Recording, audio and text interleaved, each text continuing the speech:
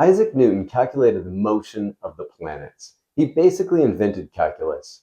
And in 1720, he lost the equivalent of millions of dollars in a single stock. And the reason why? It has everything to do with you. Stick with me, because I'm going to show you the exact same traps that took down one of history's greatest minds, and how to make sure they don't take you down too. Newton got caught in the South Sea bubble, a frenzy that wiped out fortunes across England. He famously said afterwards, "I can calculate the motion of heavenly bodies, but not the madness of men."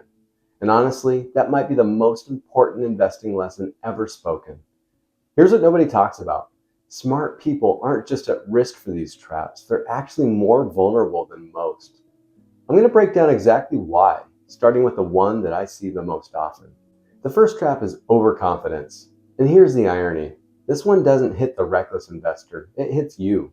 If you've spent your career trusting your instincts and getting it right, of course that confidence feels earned. It is earned. The problem is that investing doesn't care. There's a difference between confidence in a process and confidence in a prediction.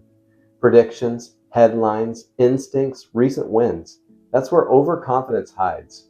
Discipline, diversification, a repeatable process. That's where confidence belongs. One of those is well placed, and the other is a gamble you don't know you're making. Think of it this way. Diversification is basically humility in portfolio form. If you knew exactly what was going to happen, you wouldn't need diversification. The fact that we diversify is an acknowledgement that we don't know what's going to happen.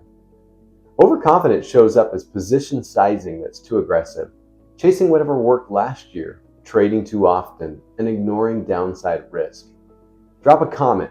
Have you ever traded on conviction and regretted it? If so, you're not alone. The second trap is confirmation bias. And this one is surprising because it disguises itself as doing your homework. Smart people love to research. Think you're in a market crash? You'll consume nothing but doom and gloom. Every dip becomes proof. Every headline confirms what you already believe. The same thing happens in reverse.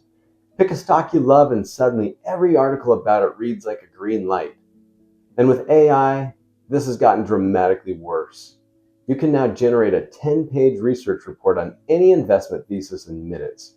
And if your thesis is wrong, as you know, the AI will help you prove it anyway.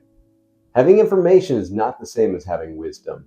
Knowledge is knowing, but wisdom is knowing what to do with knowledge. Most investors have plenty of knowledge, but very few have enough wisdom. The last one isn't unique to smart people, but smart people are especially bad at catching it. And here it is. Don't confuse brains with the bull market. When markets are going up, almost everyone looks like a genius. The question isn't whether you made money, it's why you made money. Was it a repeatable process, or was the tide just coming in? You've heard the disclaimer, past performance is not indicative of future results. And there's a reason that's legally required. Because past success, especially in a rising market, tells you almost nothing about what happens next. All three of these traps trace back to Newton's quote. It's not that smart people are bad investors. It's that human emotion is unpredictable. And it doesn't matter whether it's your own emotions or the emotions of the market around you. They are almost impossible to model. The antidote to all three of these traps is the same thing, cutting out the noise. I did a whole video on just that topic. Go watch it next. And if this hits home, drop the behavioral trap that you've fallen into in the comments below. I read all of them.